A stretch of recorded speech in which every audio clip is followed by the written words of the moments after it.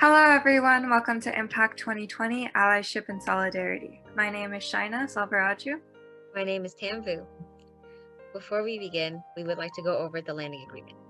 We would like to begin by acknowledging that the land on which we gather is the territory of the Mohegan, Mashantucket Pequot, Eastern Pequot, Scatuto, Golden Hill Paugussett, Nipmuc, and Lenape peoples who have stewarded this land throughout the generations.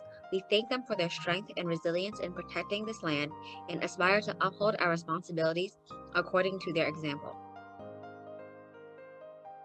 For those of you who are not familiar with Impact, we highly recommend that you watch our introductory video, which explains what the conference is and the theme for this year. We are thankful that you took the time out of your day to listen to these conversations and look forward to hearing your thoughts about them. All right, welcome to Impact 2020. Thank you so much for coming to our conversation on anti-blackness in the context of solidarity and allyship. We look forward to hearing what you guys have to say, and I'm going to pass it off to our lovely facilitator, Lily. Thank you so much, and thank you for both of the co-chairs for all the time and effort that you've put in organizing these important conversations. Get started on this important topic today. First, I would love all of us here on this call to introduce ourselves. So name, pronouns, why you thought that this topic was important to be a part of today, and then any kind of affiliation that you might have on campus. So I can start and I'll invite someone. My name is Lily. My pronouns are she and hers. I am a second year PhD student in the political science department, and I specifically study intersectionality and movements of social justice. Specifically, I'm interested in the activist and scholar Grace Lee Boggs, who was a Chinese American activist that was very prominent with civil rights and especially in association with the Black Power movement. And why this topic means something to me. I think that as someone who's Asian US American, a lot of my racial identity and a lot of my involvement in racial justice has been inspired by and facilitated by the Black community. And I feel like a lot of the theories that I find really compelling about justice come from the leadership, especially of Black women. And I will invite Nicole, if you're ready. Hi everyone, my name is Nicole. I use she or hers pronouns. I'm a junior studying communications and entrepreneurship, and I'm participating in today's dialogue to learn more about anti-blackness and how to continue being a better ally. And I'm a part of Delta Phi Lambda sorority. I'll pass it on to Frances. Hi, I'm Frances. I use she, her, hers pronouns. I'm a junior accounting major minoring in data analytics and Chinese. The reason why I'm participating in this dialogue is because I felt like it was a topic that interested me and that it was important that I learn more about and discuss, because it wasn't something I really discussed in the past. And I'm currently representing Kappa Phi Lambda and also here as an AMP mentor. And I will invite Rachel.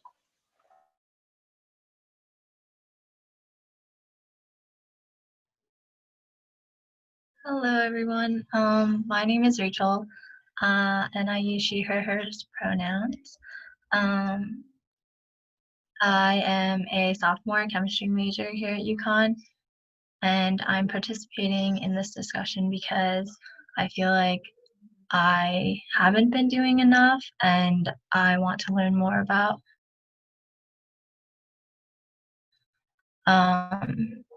I guess how I can help more, and also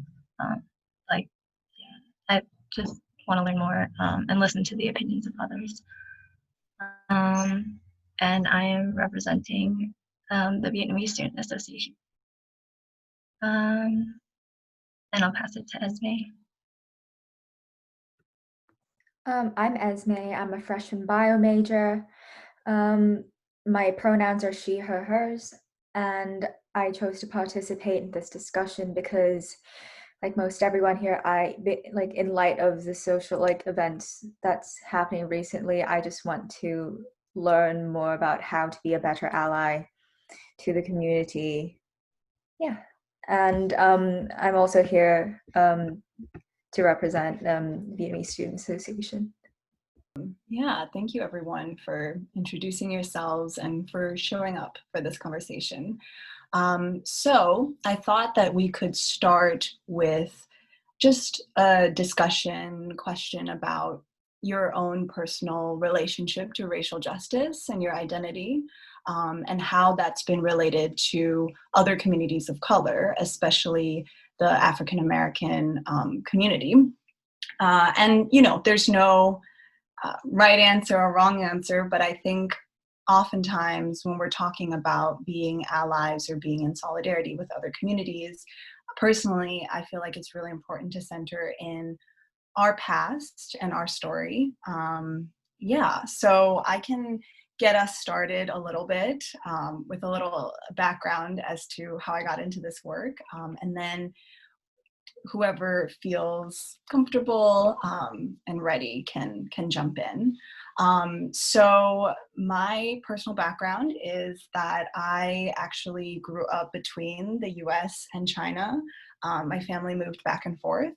And I think because of that, I didn't really have a strong sense of what it meant to be a person of color, especially because I spent a lot of my time in China where I wasn't the minority and I didn't have that experience growing up. So my first experience of it was entering my undergraduate, and I was really interested in politics. And so I joined a few campaigns, interned for a senator, and you know, did all the things that you do when you feel like I want a career in politics. And I started looking around me, and I didn't see many other Asian American faces. And it was the first time that I really felt kind of lonely. And it made me really aware that maybe in the mainstream US society, especially in politics, someone who looks like me is not the norm.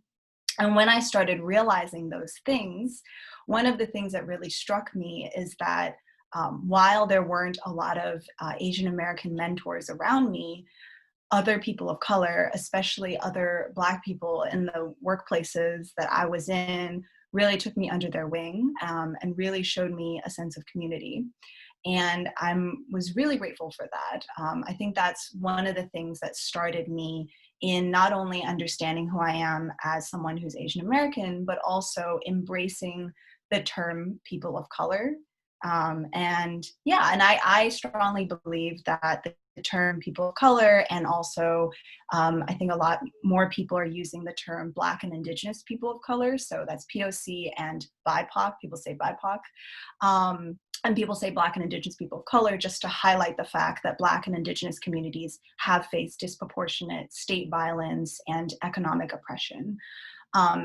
Yeah, so I started identifying with that, not because, you know, I'm born into one ethnicity or another, but I started identifying with those terms because I wanted to be in political solidarity and to kind of claim that I don't want to aspire to be the same as or equal to the white colleagues or the white politicians that I saw, that I wanted to make clear that my allegiance and my solidarity were with other communities of color and with the Asian American community. Yeah, so that's kind of a little bit of my own backstory, but I know that everyone has a different story. And so, yeah, I just invite whoever feels comfortable to jump in next.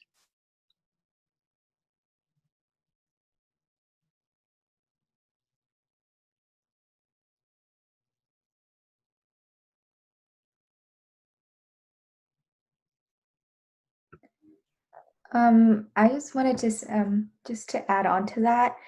I lived in I was born and raised in Vietnam, and I lived there for 15 years until I moved to the United States. So where I came from, where I lived for most of my life, the population was generally really homogenous, as in we don't have a lot of diversity. So I was fortunate enough to be put into an international school where I had friends from different backgrounds of different races and ethnicities. But I realized that a lot of people in Vietnam, from Vietnam, they don't have the privilege to be in that environment. So what I noticed was, while I was very open to have friends that were a different race or a different ethnicity or a different nationality, a lot of people had this bias against skin color, I would say. And I really didn't understand then why some people I knew would like prefer me to have friends of like one race over another. But now that I'm here in the United States and I can see for myself like the bigger, more reverberating effects of that, I suppose, in a society that is more diverse and made out of like more ethnicities. Um, I've seen it on a smaller scale. Now I see it on a big scale, and I just realized that it's a hell of a problem, I would say, because this is something that is beyond their control. Like nobody, like they didn't. It wasn't a choice to be born as a person of color, and therefore, the struggles that were put on them just because is, I think, is very unjustified as well. And it's really hard to within the Asian American community with that kind of bias. It's sometimes it's really difficult to initiate a conversation about skin color and such. And that is, I guess, a sense of why I'm here today, is hopefully to gain a little bit more knowledge as to how to strike a more effective conversation with members within my own family and other members of the Asian American community, to maybe open their eyes a little on the fact that, you know, what I think about is just, this is a problem and maybe we should pay more attention to it.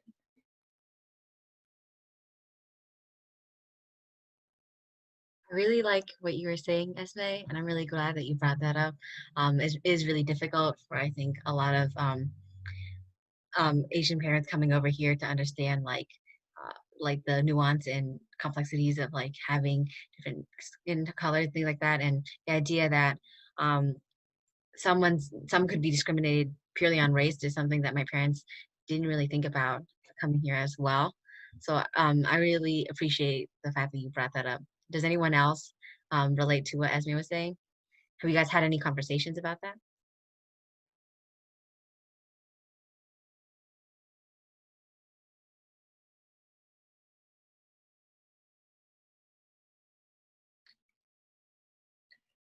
Um, yeah, no, I really appreciate that too, Esme. And I think a lot of the conversations around, you know, how do we have these really important talks with our families? I've seen a lot of like letters and resources being circulated online.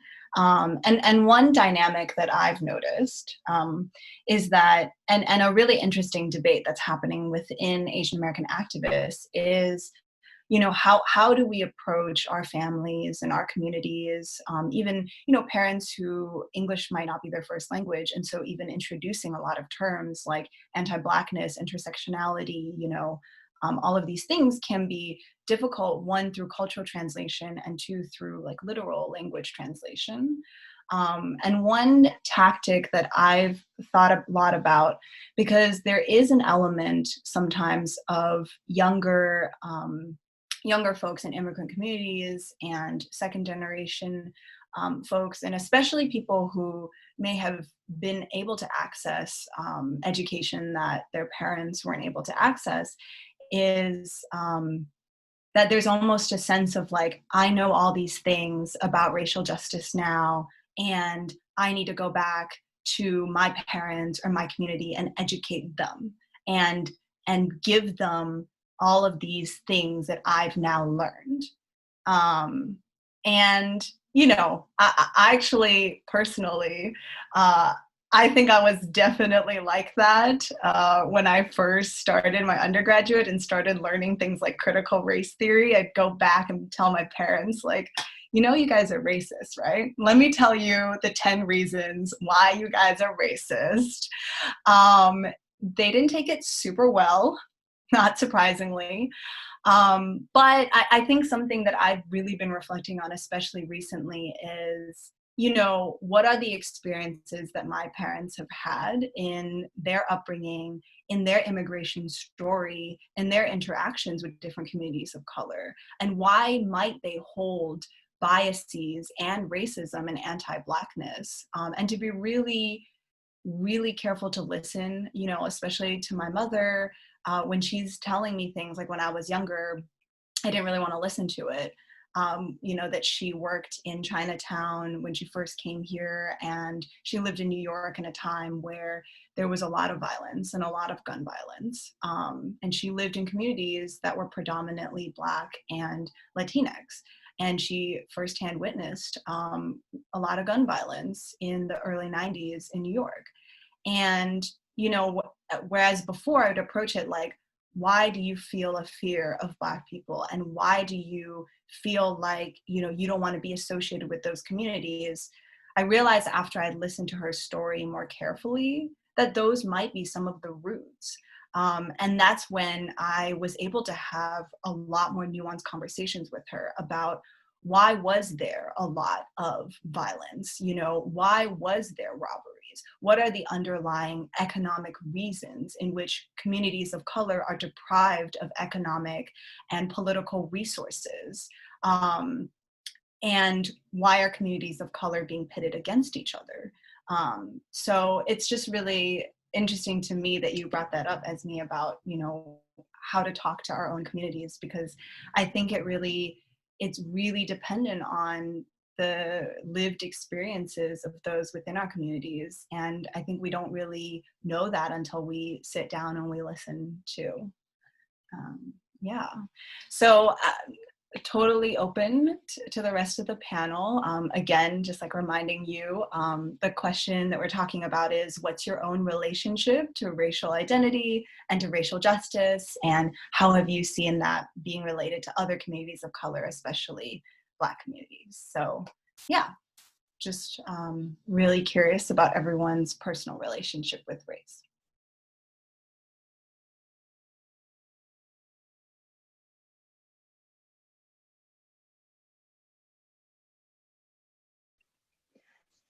So I had a different experience compared to Lily and Esme. I grew up in America, and I actually like in Connecticut. That's where I grew up. But my parents came over when they were young, and I wouldn't. Well, like you guys, like my parents also had that racial bias, and they still do. Although, like compared to before, it's not as bad, I would say, because me and my siblings have started those conversations in our household. While it is tough, like I feel like we're slowly like getting to them and making them understand from our perspective, and instead of like just shutting it down. And then going off of like how I grew up in like a town where it was mostly predominantly white. So I was like one of maybe two or three like people of color in my class.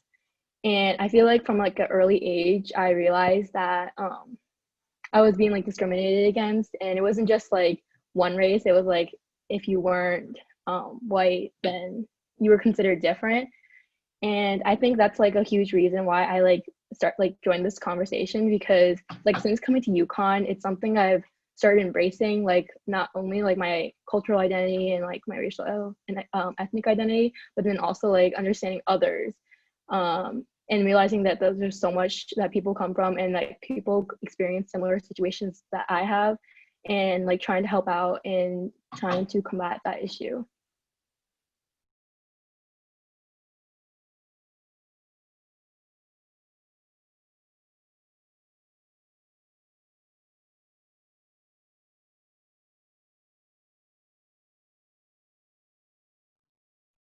So like a little bit of my background, I've grown up in Connecticut as well, but I've grown up in Stamford, Connecticut, which is like very urban and very diverse. And unlike like a lot of Asian people who grew up in like majority white neighborhoods or white towns, I was really surrounded by a lot of like Latinx and Black communities as well. So I always, and that like those people were who I surrounded myself with like ever since I was young. And of course, like our Asian families, like we have biases and they had their opinions and all that. So it was really hard for me to like convey them to accept my friends. That's all I've known. So I always felt like a personal connection to them because they accepted me like in the schools I went to. So yeah, my schools were kind of segregated. I would say like the people of color would hang out together and then the white students will hang out together. So I've always found my place with the people of color. So I never thought that I was different because everybody was different. But then things changed when I came to UConn because I wanted to get involved in the Asian American Cultural Center. But the thing is, like, I've grown up around Latinx and the Black community, so I never had a lot of Asian friends. So it was different for me to transition. And like, I kind of felt unaccepted at first, especially going to the cultural center, like walking in when I didn't know anybody. Um, the mentoring program there, and I met like many Asian friends, and I built my own community within it, which I like really enjoy, and I'm grateful that I met those people. But I've always like felt connection with like other people of color. That's all I've known, and they accepted me for who I am. And then like with like um I would say like I still struggle to tell them like or like convince them to accept who I hang out with because just like they just have their opinions. So like the reason why I wanted to join this panel because I want to like educate myself more because although I do have friends in those communities, I need to know like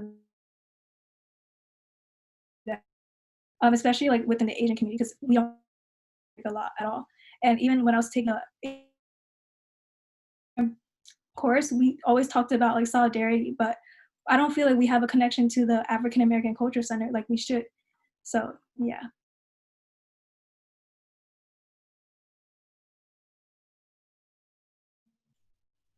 Yeah, thanks so much for sharing that, Nicole. And I would love to For me, go ahead, Rachel. I'm sorry, my Wi-Fi is bad, so I didn't realize you were speaking. But for me, I think I I grew up in a predominantly white neighborhood, and I guess from the beginning, I've always realized I was different. Um,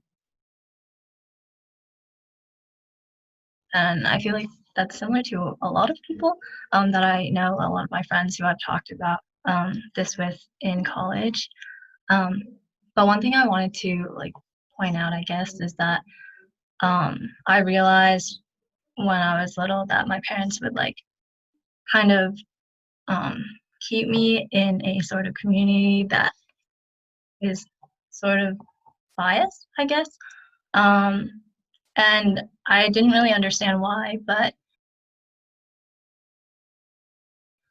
um, I was talking to my parents, specifically my dad, about this, and he was telling me about how when he came here to America, he started out in New Haven, and there was a lot of um, like Latinx and Black communities there, and that's where he lived, and there was a lot of um, violence and fighting, I guess, that he told me about, and that's why he sort of has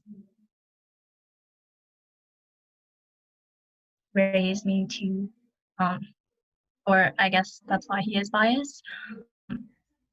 And like with all the information that I have and all the social media and the educating myself, I also want to like talk to my parents about it. But one thing I get that is a barrier, I would say, is language.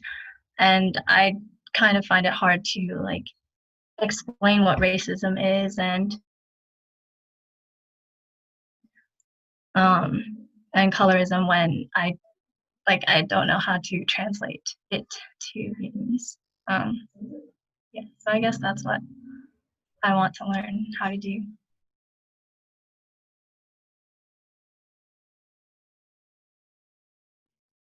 Yeah, thank you so much for sharing that, Rachel. And I definitely feel a lot of connection between your father's story and my mother's story.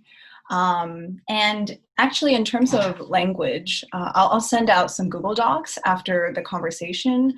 But one really great thing about this the emerging Asian American community, especially online, is that there has been a lot of crowdsourcing as to how to translate different terms. So I know like the other day on Instagram, I saw a whole post about different racial justice terms translated into Korean.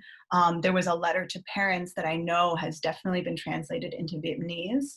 And there's a lot of Vietnamese activists that I'm also close with, and I know that they've generated a lot of resources specifically for and in Vietnamese. So I'm really excited to share that with you all. And I what I heard too from a lot of folks is, one, this theme of there are prejudices within our own families.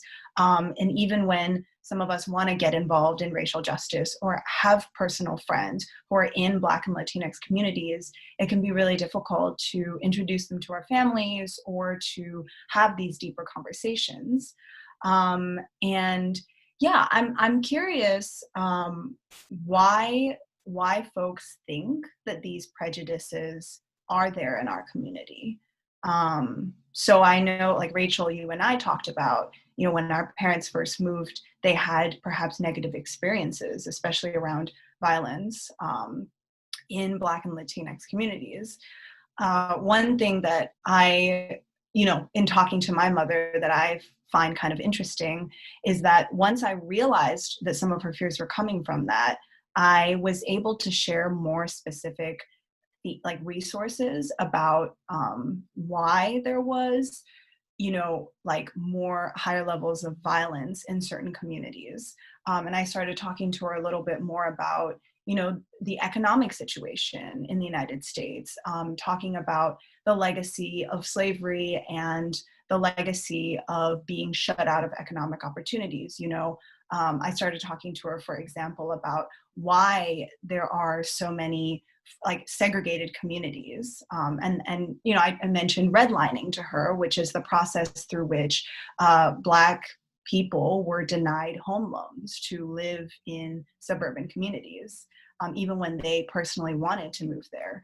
And loans for a variety of other things. And I just started giving her a bit more of that context to say, this environment that you suddenly found yourselves in, and I don't blame you for not having the cultural context, because why would you have cultural context if you grew up in a totally different country with totally different dynamics? But this environment that you then found yourself in has this long history. And there's a reason why certain communities don't have as much economic or educational resources, and why historically under-invested in communities then, have this different relationship with the state and with the police. It's just it's interesting that before she and I had those deeper conversations, I would talk to her more generally about anti-Blackness, and that didn't seem to resonate with her. But once I had those deeper conversations about why exactly, she was having those biases. But I'm curious for, the rest of the panel, if you've ever thought about why do you think it is that Asian American communities carry anti-Blackness?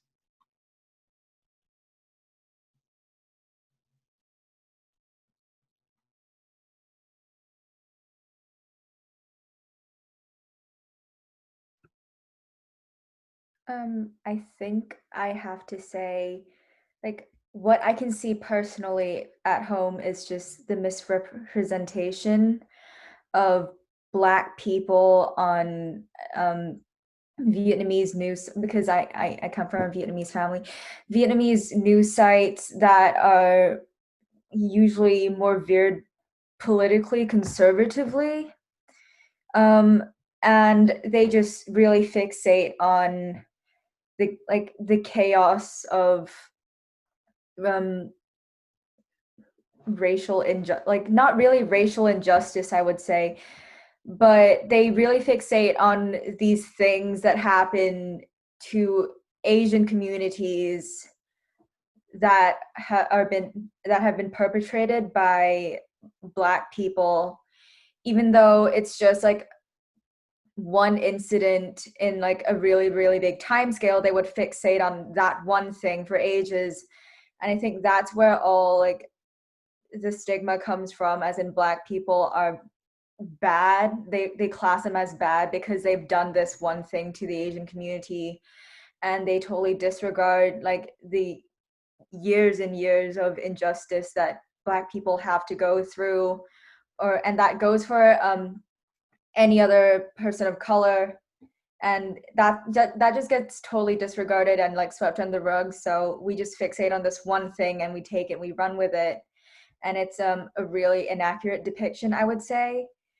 and and that's what people see, that's what my parents see, and I think that's where most of in this family, I guess, where most of the like the biases come from.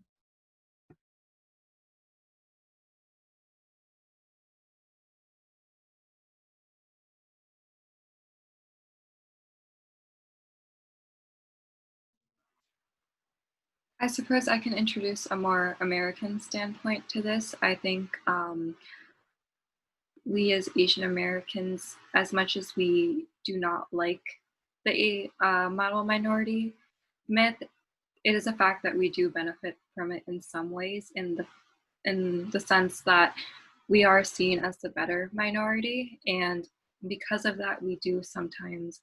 I think we have a history of remaining complacent when things do happen, um, because otherwise the roles will kind of be swapped. And I do think for a while there was this issue that people didn't want those roles to be swapped. So yeah, I think it's definitely one of the factors as well.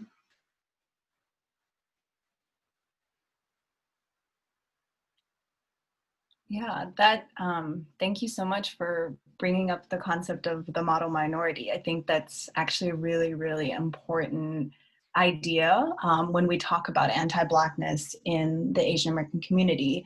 And I actually would like to add to our understanding of the model minority myth. So for folks who are maybe not as familiar with that, or any viewers who aren't, the model minority myth is this idea that Asian Americans are the model minority, the better minority, the ones who contribute economically, who are, cooperative with the white community, who aren't interested in protesting or, resisting the status quo. And, stereotypes associated with being good at math, being funneled towards fields such as medicine, engineering, careers that are more stable, things like that. And I absolutely agree. I think that part of the reason that many folks within our communities are slow to speak out against anti-Blackness is because there's a cost to being loud. There's a cost to being quote unquote too political. And that threatens this position of being able to financially benefit from the system as it is. And I think what I've been thinking about a lot recently is that it actually all goes back to the forces of class, as well as race. Because, and this is like a little bit of history of Asian immigration, the model minority myth is not one that Asian Americans have always had. In fact, when Asian Americans were first immigrating to this country, it was mostly as laborers for the railway, as a lot of people are familiar with, even as a quote unquote like coolie labor to actually, after the Civil War, replace some of the labor that plantation owners lost because slaves were set free.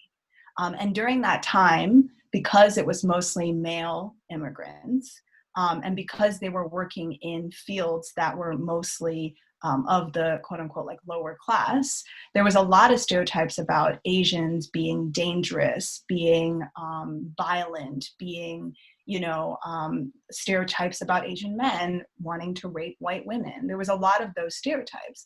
And the model minority myth really came into its full force when the United States ended the Chinese Exclusion Act, but started only accepting Asian immigrants who had higher educational levels, and were specifically targeting immigrants that they felt could, quote unquote, contribute to their economy.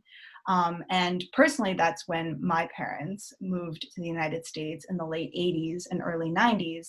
And for context, my parents both had master's degrees when they moved to the United States. And my father was pursuing higher education as well. My mother did end up working in restaurants to earn money in the beginning, but she also had a lot of education in China before moving to the United States. And I know a lot of the folks that I know in Asian American communities. You know, I have friends whose parents are doctors. I have friends whose parents are engineers. So I think, you know, class is something that's really, I feel like really important when we're talking about race, because they're so intertwined. And oftentimes, you know, I've reflected that even within the broad term of Asian Americans or Asian and Pacific Islanders, that, you know, because we have this sort of racial term, sometimes it can actually make invisible the differences within the broader term, and specifically, I would say, class differences within this larger term. Yeah, so I'd love if anybody else, has anyone had interactions with this stereotype of the model minority myth? How has that kind of impacted your experience? Okay, so if no one feels the need to jump in, I think we can kind of transition our conversation more into the ideas of allyship and solidarity. So yeah, to start, I would love to hear what folks know or have had experience with those terms, like allyship and solidarity. Are they the same? Are they different? What are the differences or what are the similarities between the term ally and solidarity? I might be completely wrong, but I think the difference between allyship and solidarity is that solidarity is kind of like you maybe like stand for, like, you take a stand, versus like ally, it's like you say that like you're an ally, and you support the cause, but like standing in solidarity is kind of like taking the action and initiative to help and be an ally. But I'm, again, might be completely wrong.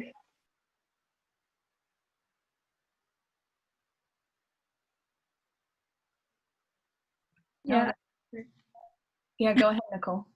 I thought the same as Francis too. Like solidarity is more like you're standing with them, and allyship is like, yeah, like you say you're an ally, and like you support them, but it's without the action.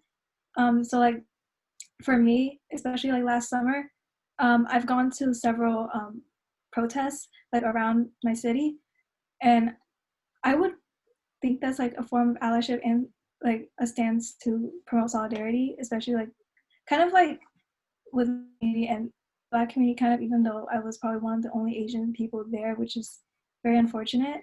But yeah. Anyone else have any thoughts on allyship and solidarity? I think I would agree. I feel like allyship is more like being supportive of, yeah, just being supportive, whereas um, solidarity is more of being um, against, like actively against something, in terms of like being actively anti-racist and putting more of a stand. And I would have to agree with folks. And you know, and I think at the end of the day, there's no like right or wrong definition for any of these terms. I think, you know, we, through the actions that we take, live out what it means to be allies or what it means to be in solidarity. But yeah, when I think of allyship, I think it's like, oh, I'm supporting another community. So like I want to be, you know, learning and supporting them. And then when I think solidarity, definitely agree. It's about taking a stand. One thing that I've also been thinking about is the difference between being an ally and being a co-conspirator or a collaborator. The term co-conspirator for me really represents the fact that I'm willing to lose something in this fight, that I'm willing to lose some of the privileges that, you know, being on this racial hierarchy might give me. Some of the privileges perhaps of being a model minority, in order to take an active stand and say that I want to be in solidarity, I want to be a co-conspirator with other communities of color, and specifically Black communities. And yeah, and one thing that I've actually been reflecting a lot about is, so I do a lot of research into Black feminism and intersectionality. And I say that, you know, to my parents or to folks in other communities, and especially Asian American communities. And one of the first questions that I always get asked is like, oh, why are you interested in Black feminism? Like, why are you interested in the Black community? You know? I do research in Asian American communities as well, but yeah, it's like always an interesting thing. Like, why would you be interested in this community that's not your own? And the answer that I've come to give is that so much, and I mentioned this earlier, so much of the work, I believe, of Asian American scholarship and Asian American racial identity really comes in relationship to and actually borrows the foundations of the work of the civil rights movement and of African American scholarship. And, you know, one story that I tell my parents is there is a history of the Chinese Exclusion Act, which is for like, you know, on and off many decades, the United States prevented like 99% of all Chinese immigrants from entering the United States. And, you know, it's actually one of the only policies that specifically prevented immigrants from coming to the United States based on their birth country. And actually, one of the biggest reasons why it was overturned and ended was that the civil rights movement protested against the Chinese Exclusion Act. And there were actually a lot of Black activists who were calling out the fact that this was a racist policy. And, you know, I think a lot of us don't know about this long history, actually, of Asian and Black solidarity. I think that the erasure of that is very intentional. Communities of color are constantly being pitted against each other, because if we're fighting with each other, we don't have the energy or the consciousness to fight against the larger institutional racism that is being perpetuated by white supremacy. Because when we fight against each other, the hierarchy that puts white folks and I would say wealthy white people at the top gets to stand. And yeah, and I think that that's just something I think a lot about when I think about the difference between allyship and solidarity. For me, solidarity really means that I see my liberation as being tied to your liberation. And if you are not free, I am not free. And that is actually a concept that I have really learned from Black feminism in particular. I think Black feminists, people like Kimberly Crenshaw, Angela Davis, Audre Lorde, were really, you know, really leaders in this idea that we have to look at those who are the most marginalized in our community to see how free and liberated we are as a people. And if there are people that are not free, then none of us are free. I think, yeah, but I think it's kind of it's a hard thing to live into. It's something I still struggle with all the time, because it means that I have to give away some of the privileges that have really benefited me, you know, in my career, in my academic career. I've noticed that, you know, when I speak on racism or anti-blackness, that sometimes in workplaces that I've been in, my white bosses are more open to me or less afraid of me when I start speaking on anti-racism than my Black colleagues. And one of the ways that, you know, I've tried to act as a collaborator is having coffee or having drinks with my Black colleagues and saying, what are the issues that are facing our organization? What are the things that have been really bothering you, and how can I bring those things up? Maybe they brought it up before and they weren't heard, or maybe they're afraid to bring it up because they don't want to jeopardize their job. And so then I say, well, maybe I can bring it up because I felt like my voice is heard a bit more.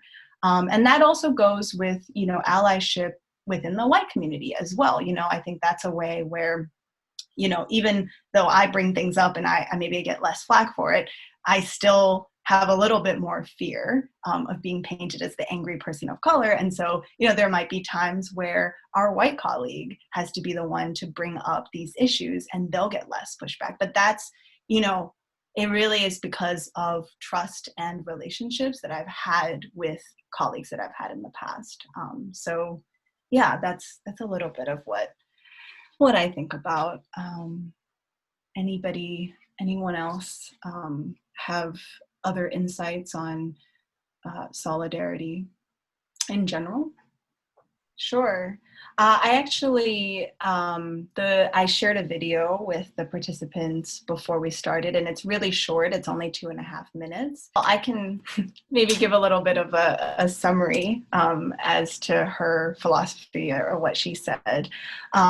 So like I mentioned, there's a documentary about her that I would encourage everyone to watch.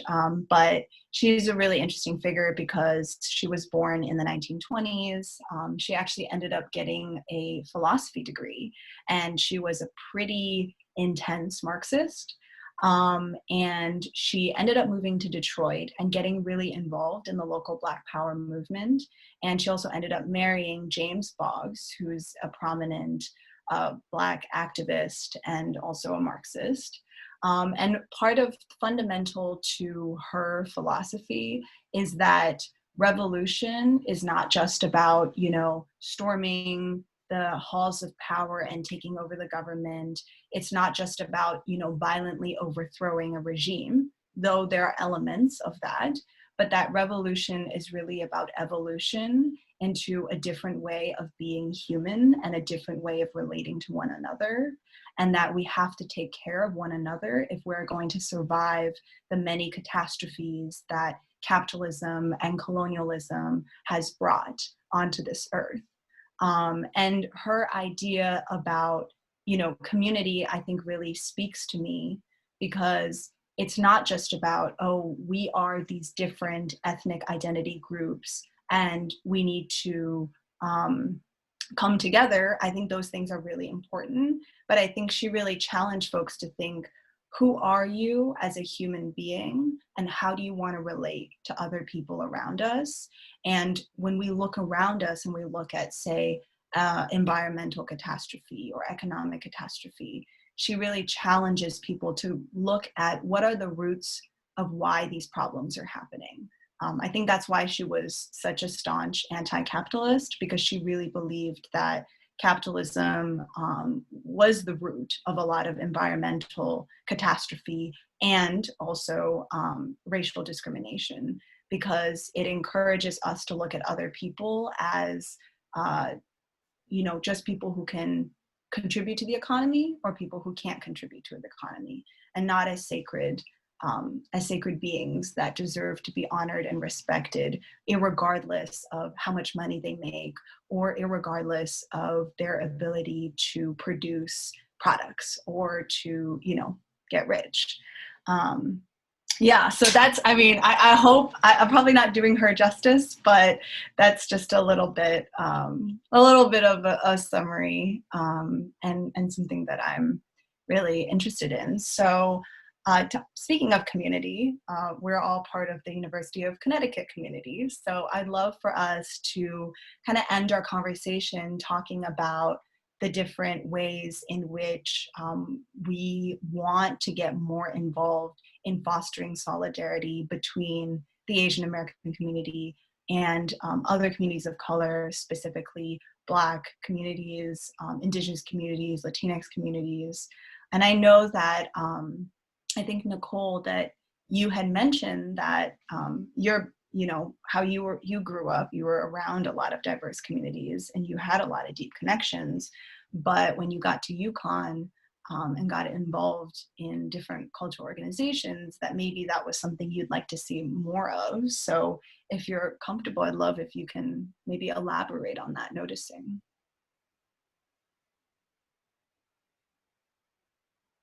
I guess like what I really want to see is like more like a more like at least work towards building a connection within like the cultural centers at UConn, because I feel like we are very disconnected. Like PERLAC, the Latinx culture center, I feel like they're more open to collaborating with the African American Culture Center than we are. So that's something I really want to work towards, because we always speak about, oh, we have to show up for um like our other like brothers and sisters, right? But we don't even show up to when we have like in person or like on campus protests or whatever events are happening. So yeah.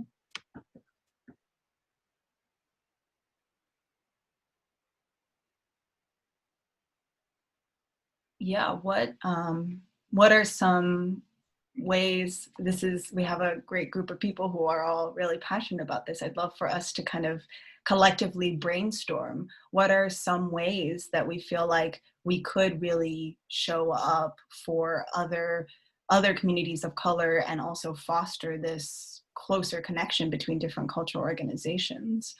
I mean, the first thing that comes to mind, Nicole, like you mentioned, is showing up to on-campus protests and things like that. But yeah, I'd love to hear other collaboration ideas that maybe you guys could get excited about.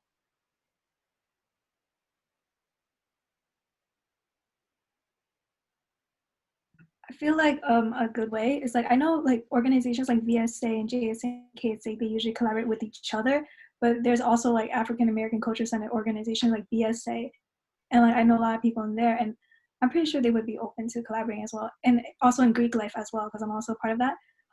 I feel like there is a disconnect between like Black Greek life and like the Asian community. So, and it's all like, it's so simple like to reach out, like it's so easy, but I don't know like exact reason, but just simple, something simple, reaching out.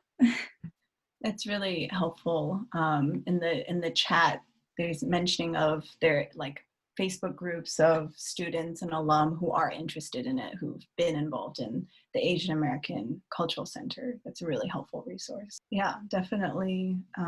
I think, you know, I think another thing about being in community with and in solidarity with other communities is that it can't just happen when there's a crisis, and it can't just happen when there's something like a big protest happening.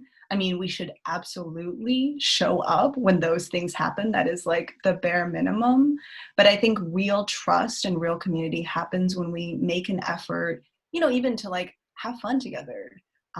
But, make an effort to show that we are interested in community outside of crisis. We're interested in learning from each other outside of just when oppression is happening.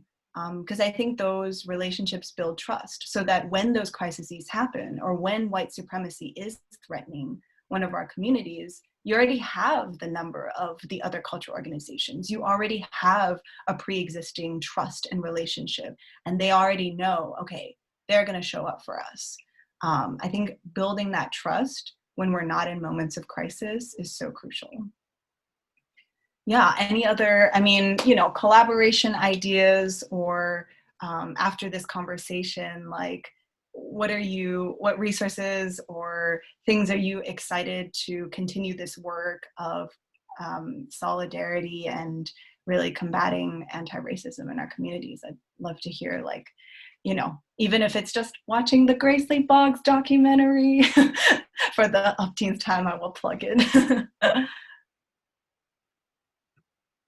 I think individually, what we can do is to educate ourselves, like in the sense of, spring semester is coming up. And I think I would be interested in taking a couple classes that centered around social justice, just to get a feel for like how, like the history of it and what I can do going forward to just become a better ally. And I think if I just study into it a little bit more, then I can get a deeper understanding of it overall. Also going off what Esme say, like just taking that first step to really like start learning and branching out. I know within like the Asian American Cultural Center, a lot of people are willing to like join organizations like KSA or FOSTA and stuff when they don't necessarily like identify with that ethnic group.